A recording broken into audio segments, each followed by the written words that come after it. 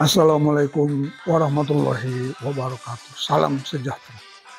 Bapak dan Ibu sekalian, kali ini kita mengangkat topik dengan judul pertikaian, perseteruan, kecurangan, dan kemenangan pada Pilpres 2024.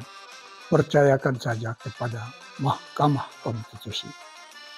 Ini menarik karena ternyata dan ini fakta dan ini terlihat dengan jelas dalam perjalanan Mahkamah Konstitusi kita, bahwa di saat konstitusi kita terdesak pada posisi yang sangat menentukan, ternyata Mahkamah Konstitusi kita itu datang dan menyelamatkannya. Jadi sebagai benteng terakhir konstitusi itu betul untuk mereka bisa kita sematkan. Bahwa memang disebut Mahkamah Konstitusi disebut sebagai mahkamah kalkulator dalam hal penyelesaian proses perselihan suara pemilihan pada pemilu, ya memang itu tugasnya. Tetapi itu tadi bahwa mereka juga adalah benteng konstitusi kita yang bisa diandalkan. Mari kita lihat. Ketika seorang bupati terpilih di Kabupaten Saburai Jua, Nusa Tenggara Timur, yakni Orien Patriot Riu Koe, dia terpilih dan sudah akan dilantik, ya. Artinya semua proses sudah dilaksanakan dengan sesuai semestinya. Tetapi pada saat mau dilantik, ternyata terbuka suatu fakta bahwa beliau ini sebetulnya masih warga negara Amerika. Jelaskan posisinya, konstitusi di sini terancam. Dan Mahkamah Konstitusi datang dan memutuskan bahwa calon itu didiskualifikasi. Artinya tidak jadi dilantik, tidak jadi. Itu sangat konkret, jelas kelihatan. Dan kedua, itu terjadi pada 2021. Pada tahun 2010, ketika itu masih Mahfud MD sebagai Ketua Mahkamah Konstitusinya, hal yang hampir sama terjadi, yakni di Kota Tebing Tinggi. Saat itu berkompetisi antara Muhammad Sabri dan Hapas Padilla. Mereka memenangkan pasangan ini memenangkan pemilihan wali kota tersebut. Tetapi ternyata setelah beberapa lama kemudian muncul fakta baru bahwa ternyata si Muhammad Syarif ini adalah mantan narapidana yang tidak berhak ikut pemilihan wali kota. Dan sekali lagi MK turun, Mahkamah Konstitusi turun dengan keputusannya membatalkan calon terpilih ini. Dan kemudian dibuat pemilihan ulang, tetapi dengan syarat Muhammad Syarif dan Padilla ini tidak boleh ikut pemilihan wakil tersebut.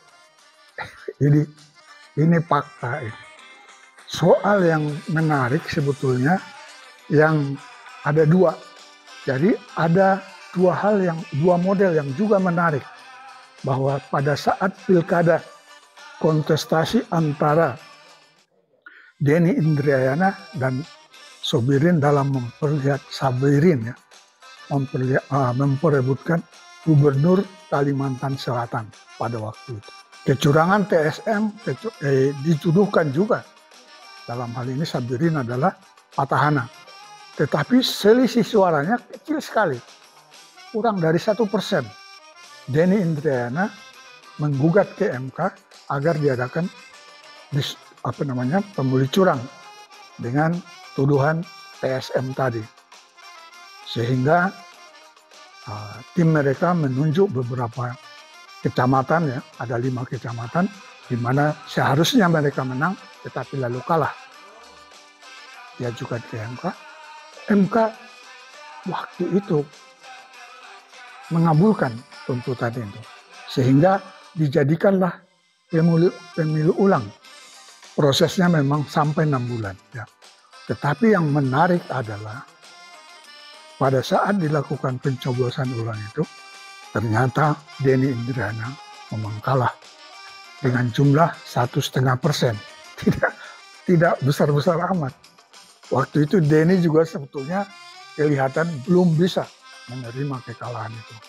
Tapi karena itu sudah diputuskan MK, sudah final dan binding, ya sudah, semua jalan terputus. Yang menarik dari sini sebetulnya, jadi Denny Indrayana kan menjadi pengamat belakangan ini. Dan yang terakhir saya melihat komentarnya, yang dia lihat dari komposisi hakim Mahkamah Konstitusi, dia menilai bahwa dengan komposisi itu saja akan ada perubahan yang mendasar dalam pengambilan keputusan pada pertikaian Pilpres di 2024 ini. Itu menarik, ya. Nah, hal yang sebaliknya, tadi kalau dari Kalsel itu selisih suaranya sangat kecil. Nah, di kota Waringin Barat pada tahun 2010, di saat itu Ketua Mahkamah Konstitusinya masih Pak Mahfud MD, terjadi yang sebaliknya. Jadi si Petahana ini menang 67%. Jadi petahananya adalah Sugianto dan Pak Eko.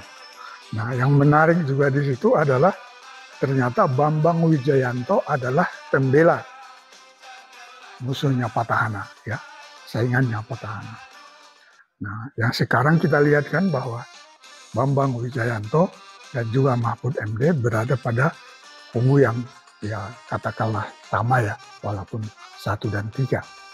Nah, yang terjadi ada pada waktu itu MK mendengarkan saksi-saksi. Waktu itu Bambang Wijayanto membawa 67 saksi dan memperdengarkan saksi.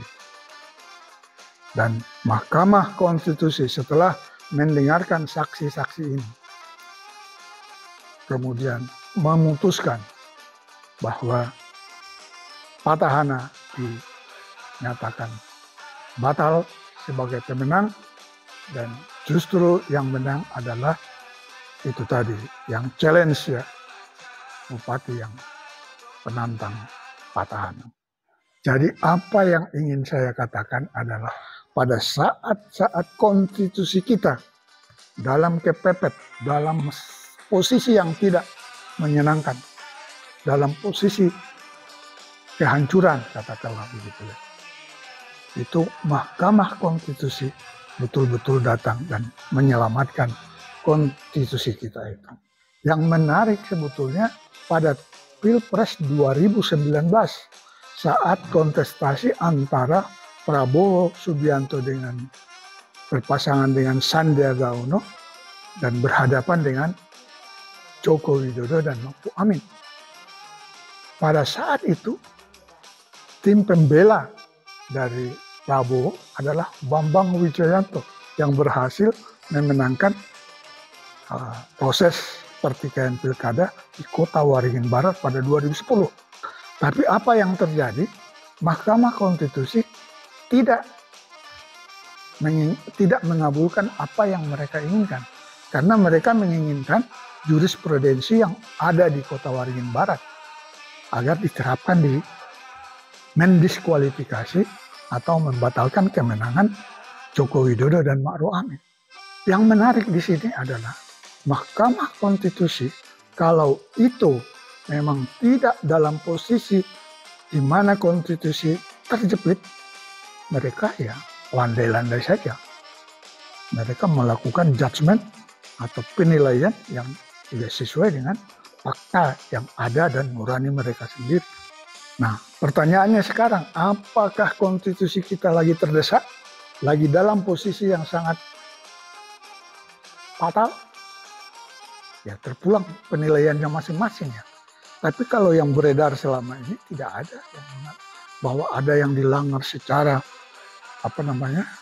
telak terhadap perundang-undangan kita, tidak ada. Karena apa?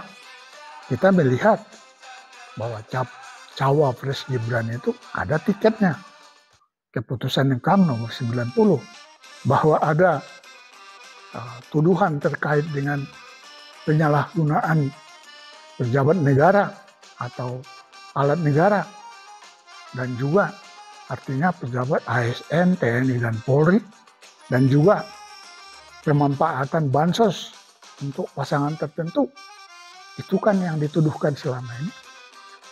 Nah, tapi kita lihat bahwa pada masing-masing masalah itu ada aturan mainnya yang jelas. Misalnya pada pemanfaatan ASN, ya tidak ada